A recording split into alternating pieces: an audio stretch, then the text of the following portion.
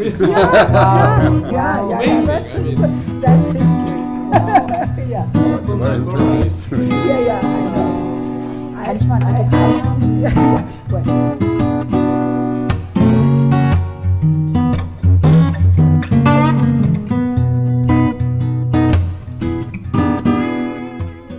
No, you go ahead. we do not have any experiences concerning raising awareness for German unification, because German unification, it happened from now to then.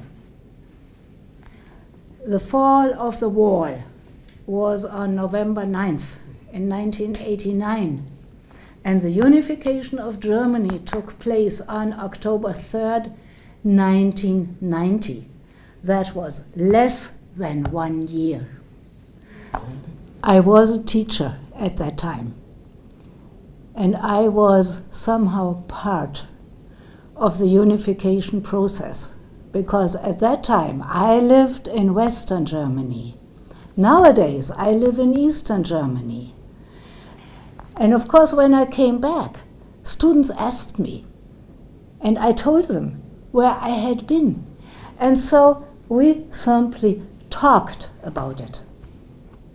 That was fascinating, and I always had the feeling that they were fascinated that their teacher was going to the East to teach teachers.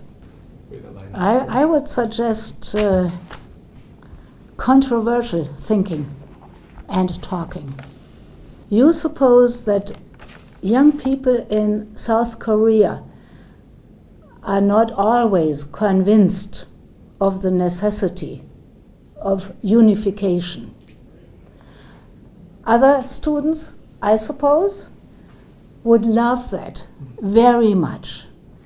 Okay, and these two opinions have to talk and fight with each other.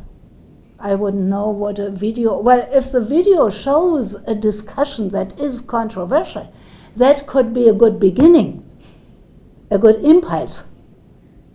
Oh yes, we could. I mean, if you considered the fact of controversy, the point when the Beutelsbach consensus has to come into the picture. The second one is probably the most vital one.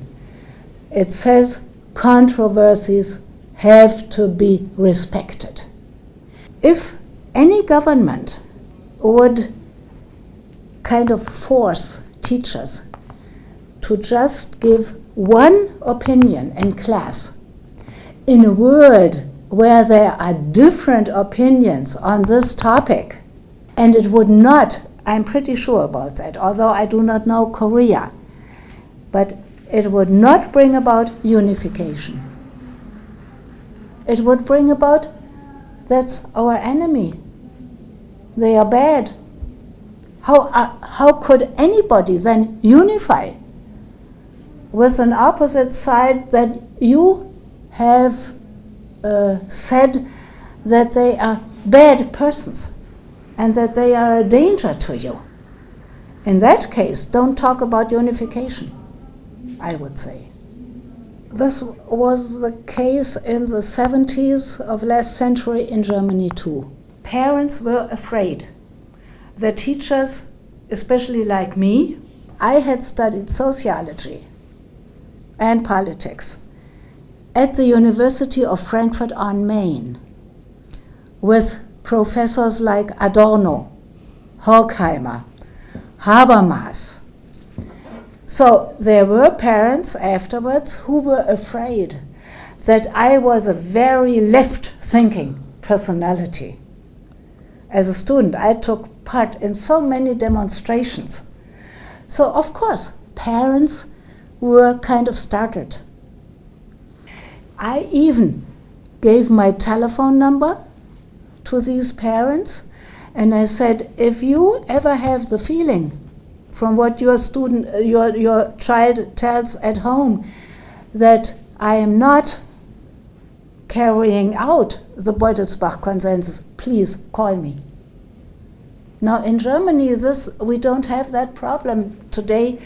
German parents had the same fear in the 70s, in the 60s.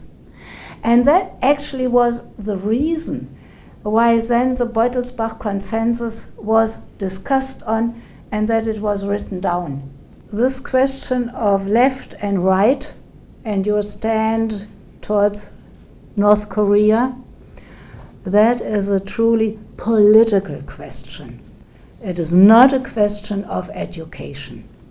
But this society of Korea has to do the debate. This society must make up its mind on this question, how to view North Korea. Because possibly, if most people in Southern Korea think that North Korea is nothing but an enemy, they shouldn't even think about unification. It couldn't work. But if they come in a process of discussion to the result that there are ways of living with North Korea, then it's good. Then they can proceed with that intent of unification. So it's politics, it's not education.